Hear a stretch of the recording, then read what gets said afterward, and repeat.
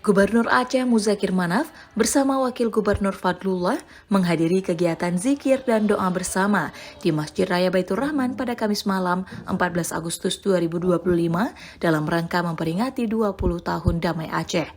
Kegiatan ini juga dihadiri Kepala Dinas Syariat Islam Aceh, pimpinan SKPA terkait, para alim ulama, tokoh masyarakat, dan para jamaah. Zikir Damai Aceh merupakan agenda tahunan sebagai bentuk syukur atas tercapainya perdamaian di bumi Serambi Mekah. Puncak peringatan Hari Damai Aceh jatuh pada 15 Agustus, menandai hari penandatanganan kesepakatan damai antara pemerintah Republik Indonesia dan GAM di Helsinki pada 15 Agustus 2005. Pada tahun ini, zikir dan doa dipimpin oleh Ustadz Samunzir. Usai zikir dan doa, Wakil Gubernur Fadlullah yang mewakili Gubernur menyampaikan sambutan.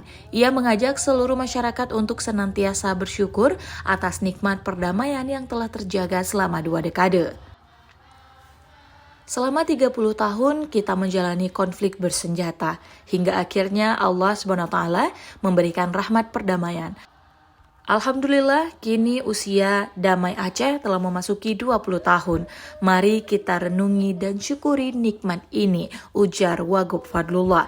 Wagub juga menegaskan bahwa pemerintah Aceh berkomitmen menjaga dan merawat perdamaian hingga ke anak cucu. Ia menegaskan setiap kekurangan akan kita evaluasi dan perbaiki bersama, dan setiap kelebihan akan kita syukuri. Mari terus kita jaga perdamaian ini.